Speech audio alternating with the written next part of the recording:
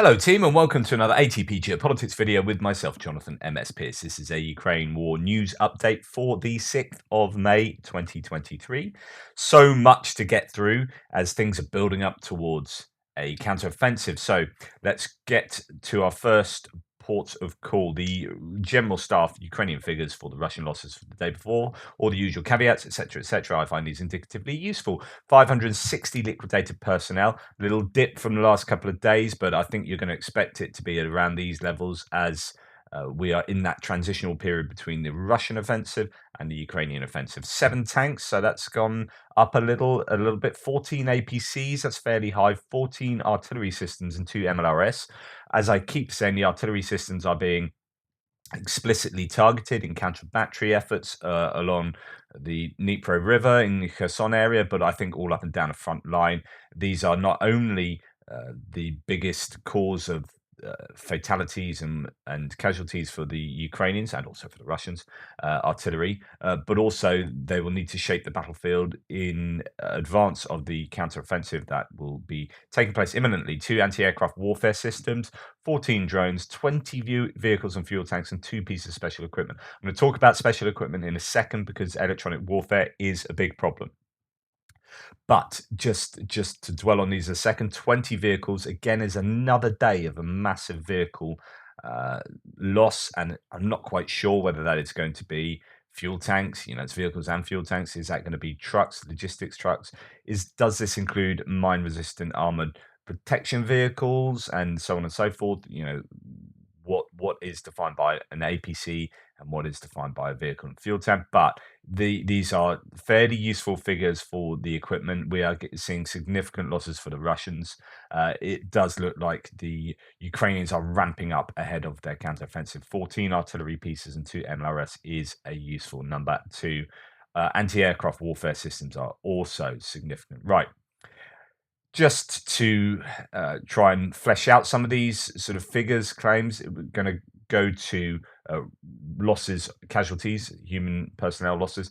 This is evidence of a much higher KIA to WIA, so killed in action to wounded in action casualty ratio for the Russians than is used in Western intelligence estimates. So Trentelenko has long advocated for the figures for the Russian losses to be as high as the general staff claim. So he thinks that there are particularly high losses for the Russians, and he talks quite often about the wounded and how they're not properly looked after, and also non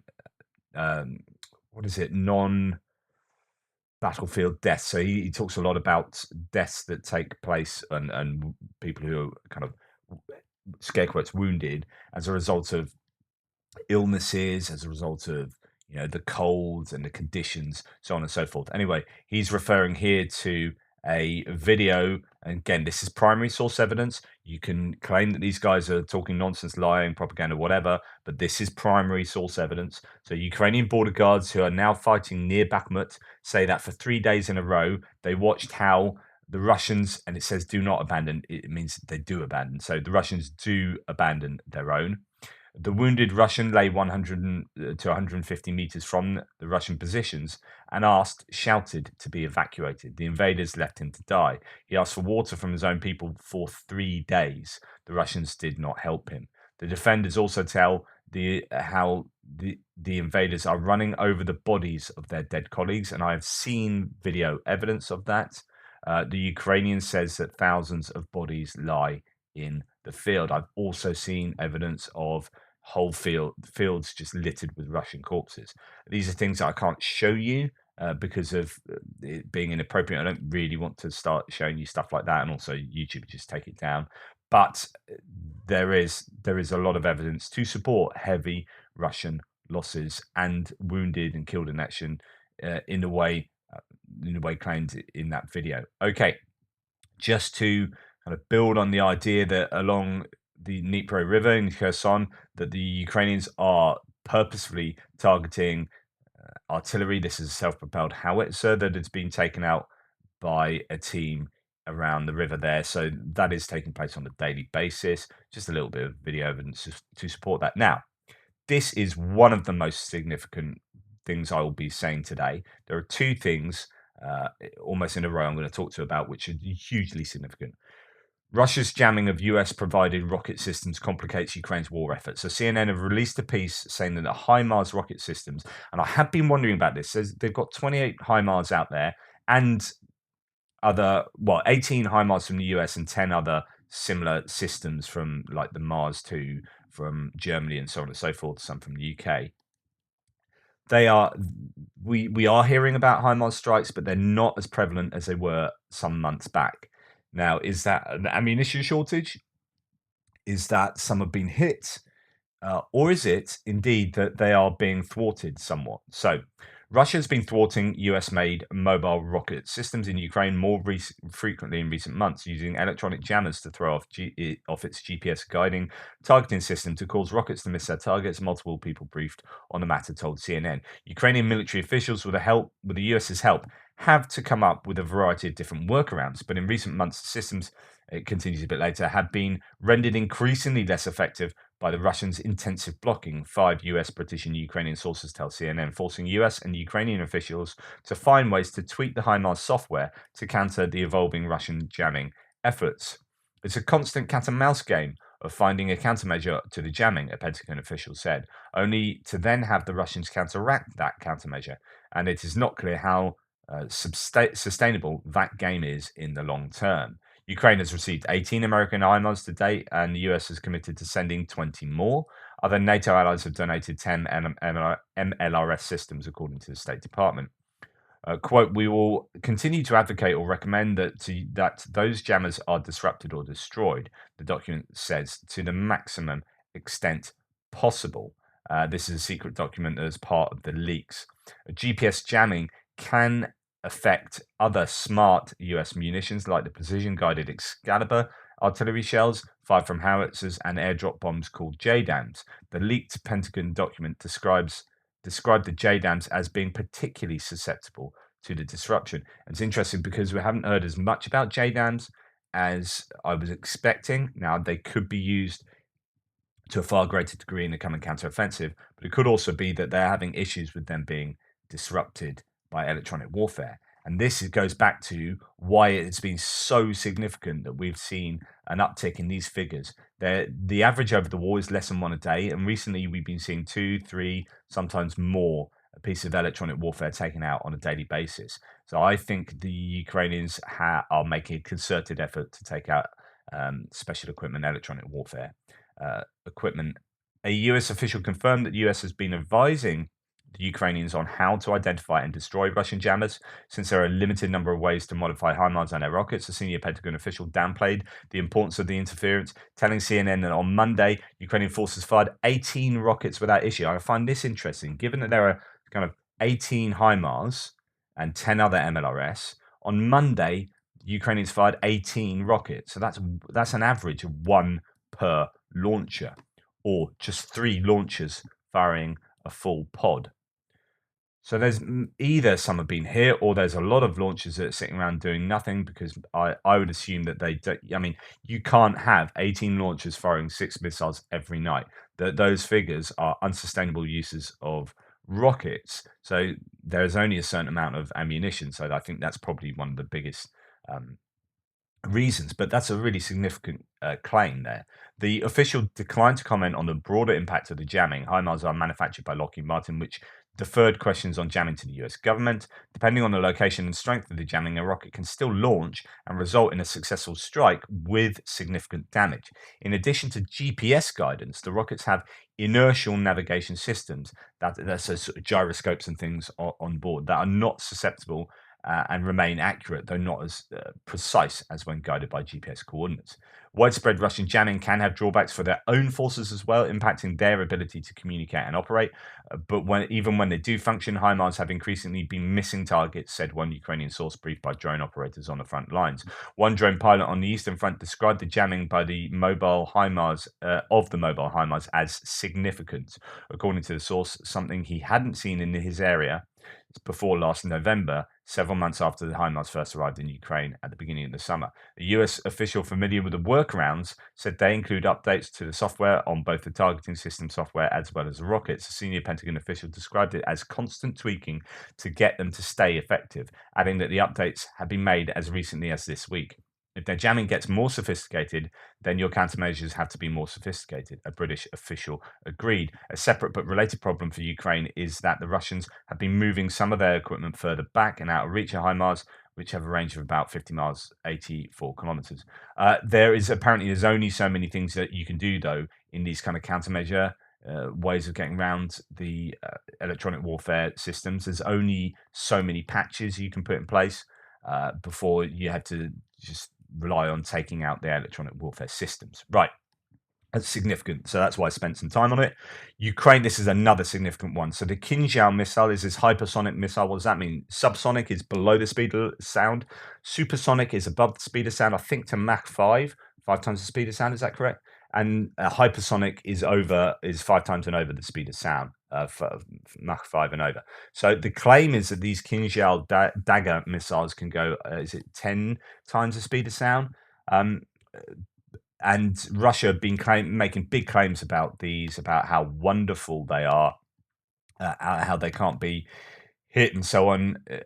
So here, TASS was saying, "Is this back? Is this a piece on TASS?" No, there was a TASS. I thought I had it. Anyway, the claim is that a Kinjal missile has been shot down yesterday, and that is as a result. One would think of the Patriot missile systems that are newly in place around Kyiv.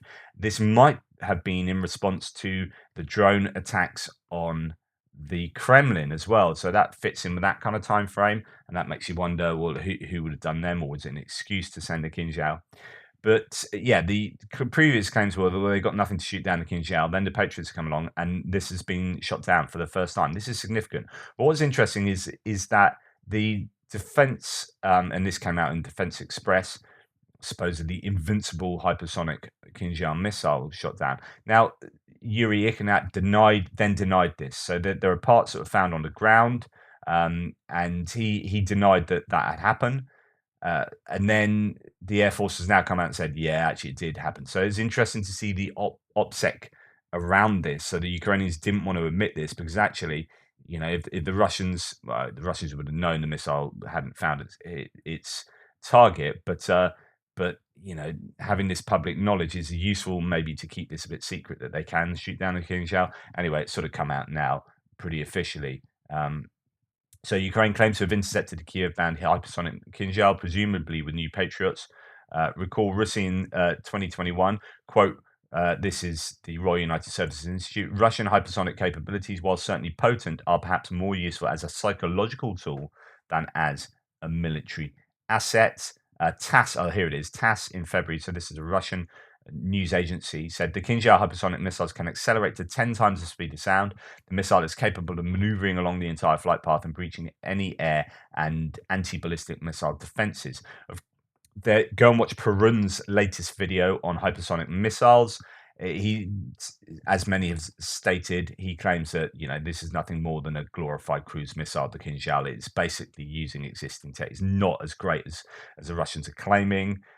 They do have dubious claims on some of their hypersonic munitions. They are ahead of the game in terms of their capabilities, and the Americans kind of given up. But the reasons are because actually it's the faster you try and make these missiles go, the more difficult it becomes and the more expensive it becomes, and in the end it's not actually worth it, and you're better off using other weaponry to do the damage. So there's a trade-off. It seems like the Russians have been willing to pile into that trade-off, whereas other nations have been like, yeah, it's not really worth it.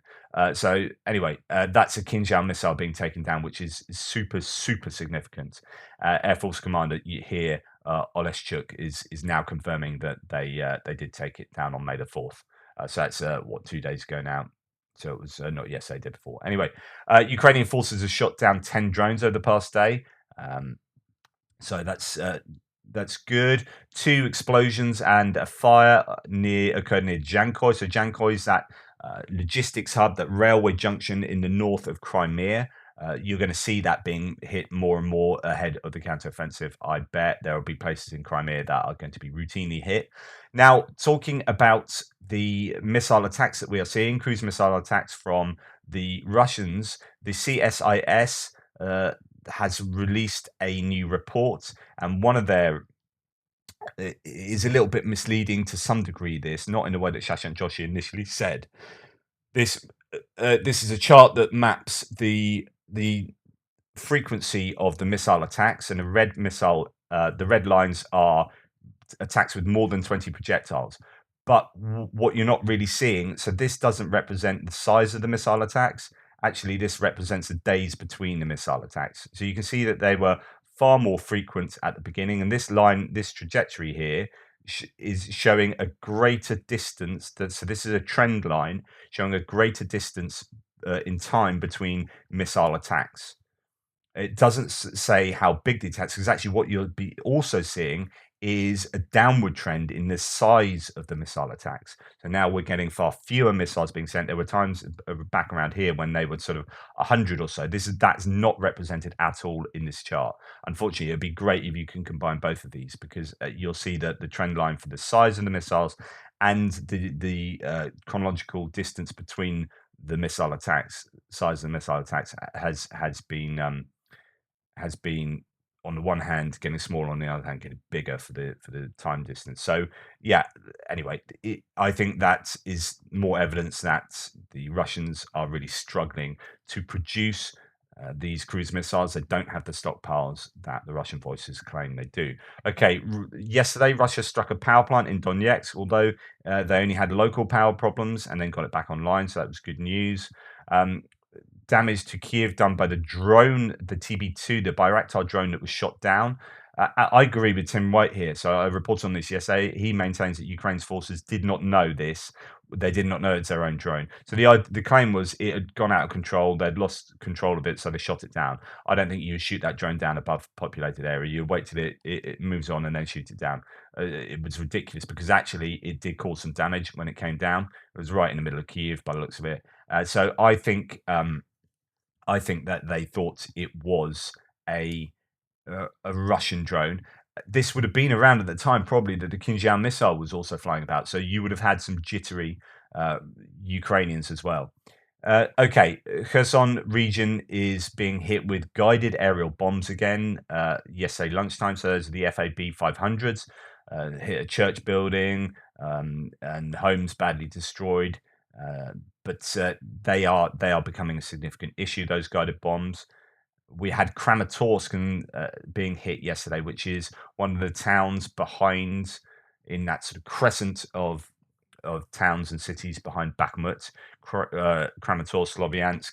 They are being repeatedly hit, Konstantinivka, by S-300s and other sort of munitions. As you can see, the extensive damage there, and it doesn't look like that's a military target either.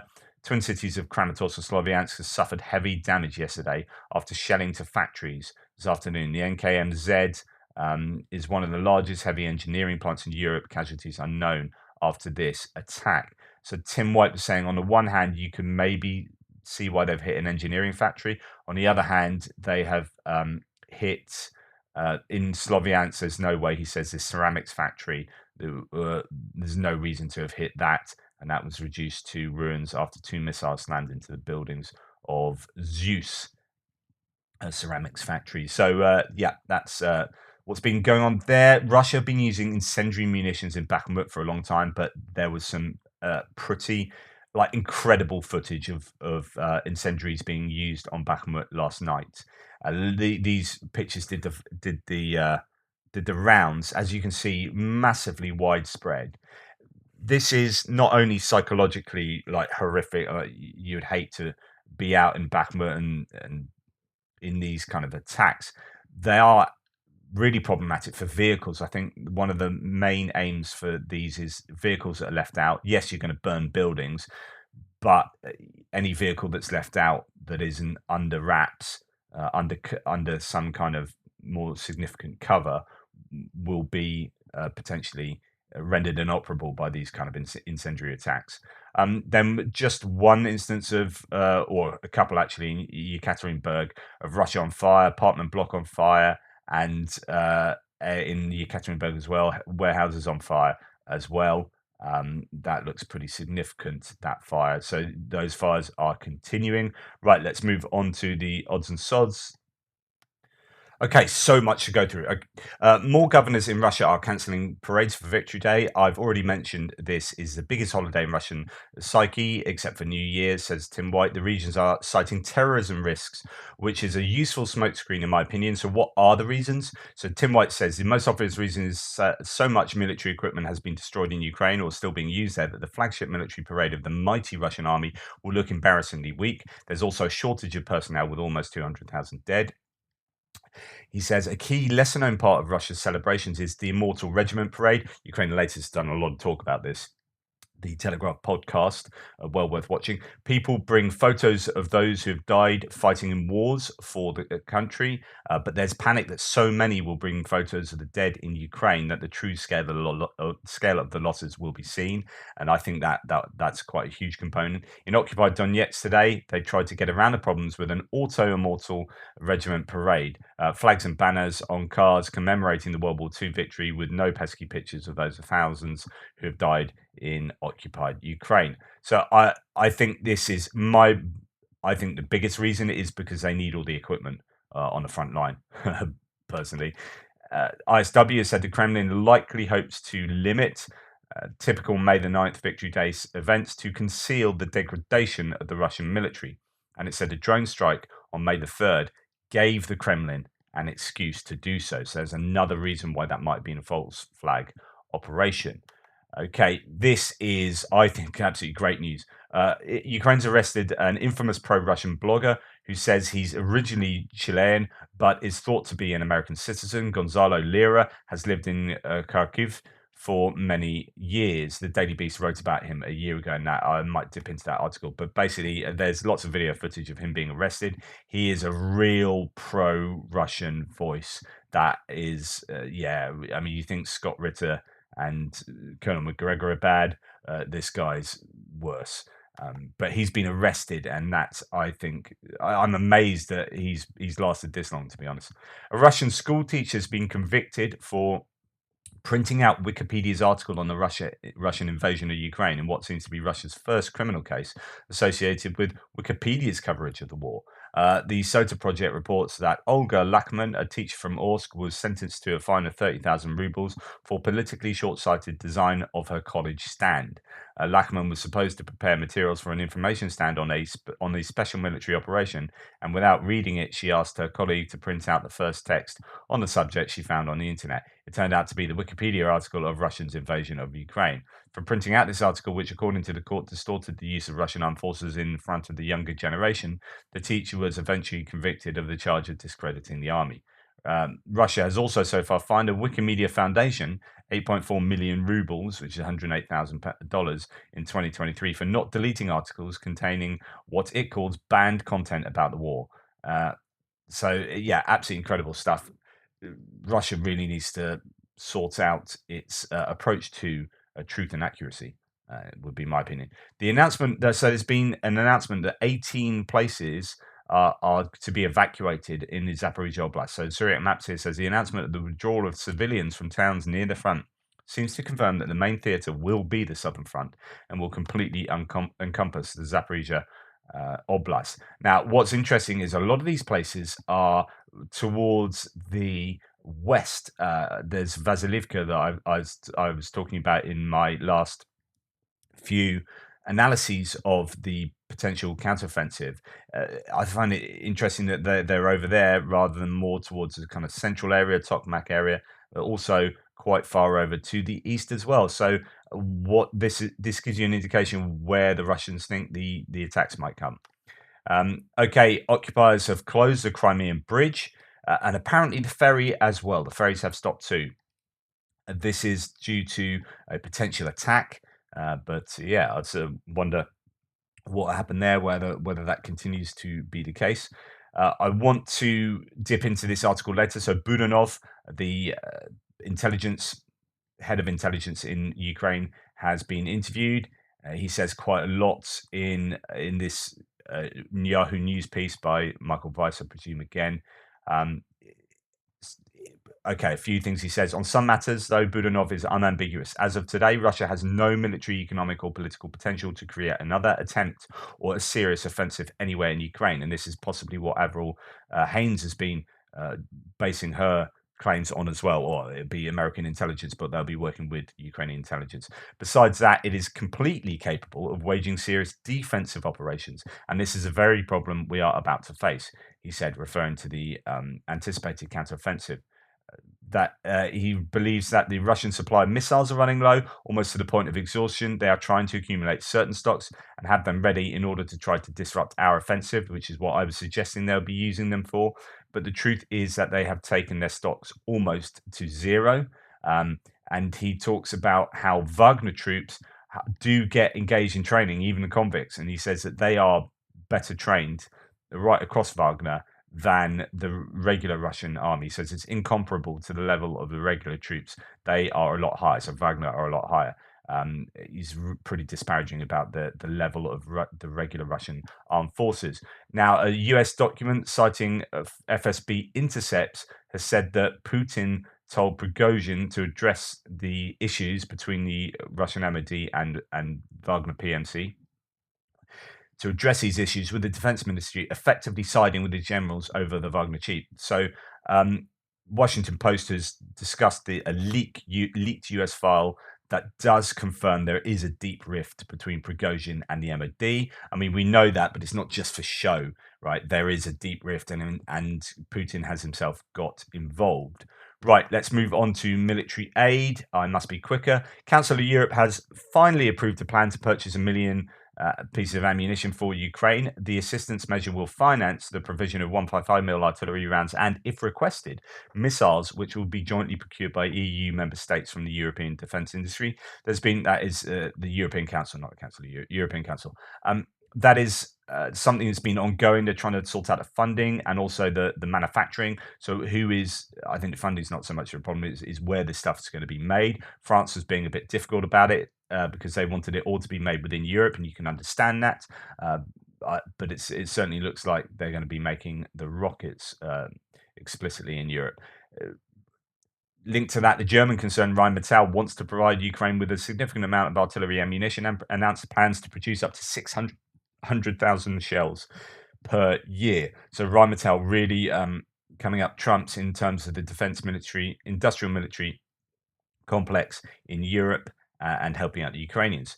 There's good reason to think, says Trentilenko, that Ukraine's first 2023 operational level offensive, more than 4 brigades, will be in June 2023. Ukraine has veteran tank crews. It doesn't have the trained maintainers and robust logistical supply chain to use Leopard 1 tanks in numbers right now. So he's saying that actually wait until you've got that logistics chain ready and those people, those maintainers, trained up, because this is on the back of Ukrainian military personnel are training on Leopard 1 tanks. 80 Leopard 1s from Denmark and Germany are expected to be ready for operation in Ukraine on June the 1st. So will we be seeing no counteroffensive starting until June? I don't know. We've already contracted more than 3,800 drone complexes and trained more than 7,000 drone operators. Our goal is to train 10,000 people. Currently, there are more than 20 schools in Ukraine where people can learn to fly drones. I was talking about this yesterday, how they're going to have 10,000 drone operators being able to be on the front or be brought to bear in the counteroffensive in some way.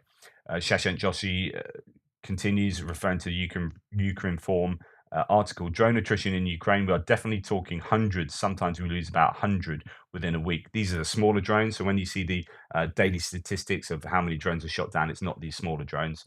Sometimes fewer. So there are also losses here indeed, and they are constant. Currently, there are 42,000 Starlink terminals in Ukraine, which provide communication for energy teams, medics, and military. The government did not spend a single hryvnia. Everything was transferred by international partners who also pay for their operation. That's massively significant. And speaking of which, Ukrainian manufacture. So this looks like indigenous manufacture of FPV, first-person view drones, or drones that look forward, that you can attach RPG heads to and fly them as kamikaze drones. FPV loitering munitions continues at a fair rate, with the Escadrone group posting images of over 140 units finished in the last few days. they're just stacking them up, racking and stacking. This, I think, represents a significant advantage for the Ukrainians over the Russians. In Great Britain, Prime Minister of Ukraine, Denis Shmyhal, and First Lady Elena Zelenska has visited a training camp where almost 15,000 Ukrainian soldiers have already been trained. This is really good. And look, it's not just the British doing that training though. There is a number of national entities who are involved in the training there. New Zealand, European nations, Australia. The Ukrainian Prime Minister has also held meetings with the Minister of Defence for Great Britain, Ben Wallace, and the Minister of Foreign Affairs, James Cleverly. So good to see that. And the State Border Guard Service of Ukraine has received RAK SA-12 rocket launchers caliber 128mm caliber from Croatian manufacturers.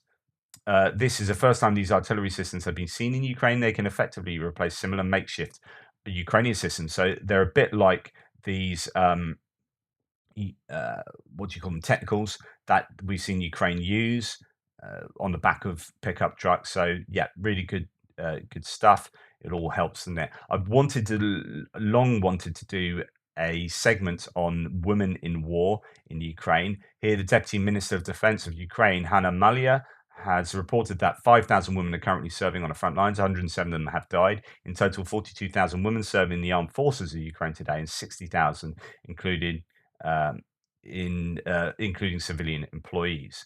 Okay, great stuff. Let's move on to geopolitics. Just a few points here. Switzerland considers this is quite an interesting change of direction for Switzerland, possibly.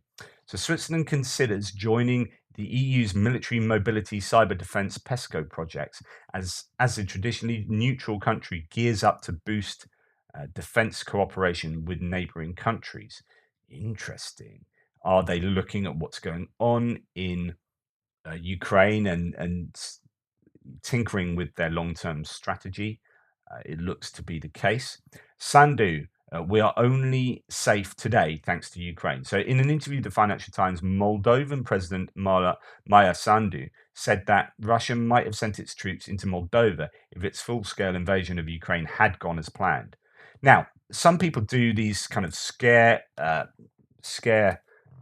claims about Poland, saying, well, to be honest, Russia, if they hadn't stopped in Ukraine, they just would have gone on, and it would have been a case of Russia eventually invading Poland and then maybe the Baltics. I'm a little bit dubious about that. I think once you start involving NATO countries, they're never going to have done that, and moving into Europe proper, fully paid up members of the EU, that is I don't think would have realistically happened, but you can see why they'd be super jittery, right? But Moldova, on the other hand, considering they've already annexed Transnistria, I genuinely think that Russia would easily have gone into Moldova and said, yeah, we're going to have that as well. And that also would have been part of this larger attempt to have territory surrounding the Black Sea. So I think, yeah, Moldova, I agree with what Sandu's saying here, that if it wasn't for Ukraine stopping the Russians would be in Moldova. She said, I don't believe they would have stopped at the border. We are only safe today thanks to Ukraine. And I agree with that sentiment. Now, I'd be interested in what your views are. Someone who's got better legal knowledge than I do. This is quite incredible. Dimitri Medvedev, who previously served as Russia's president and prime minister, seems to have gone off piste recently. He's just absolutely nuts. Is now calling for the assassination of Ukrainian President Zelensky. Why does the world continue to give a free pass to mafia thug state Russia? The Russian Federation under Vladimir Putin should be treated like an absolute pariah, says Fred Hoffman. No differently than we treat North Korea. Cut off trade, cut off access to Western banks, deny visas, reduce diplomatic interactions and facilities to the bare minimum.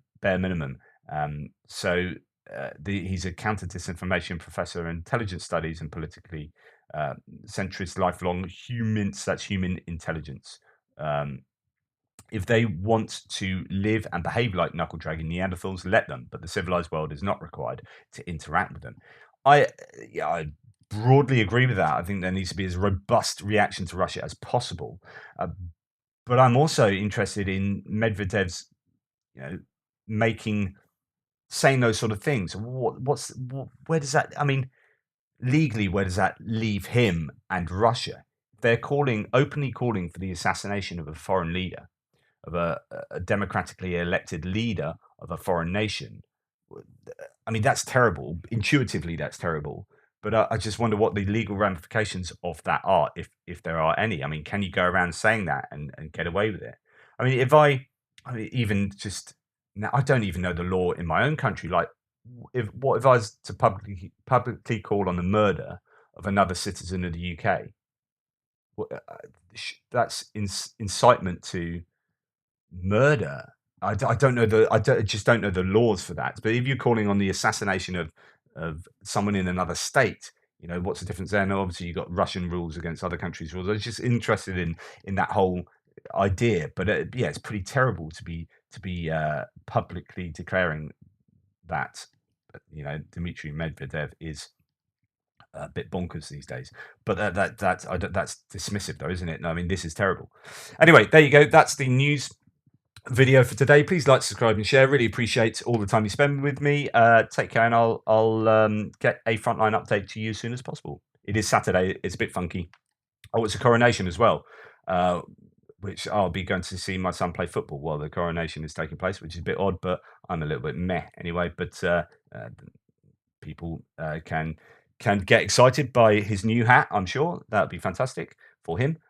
Anyway, whatever. Take care. Speak soon.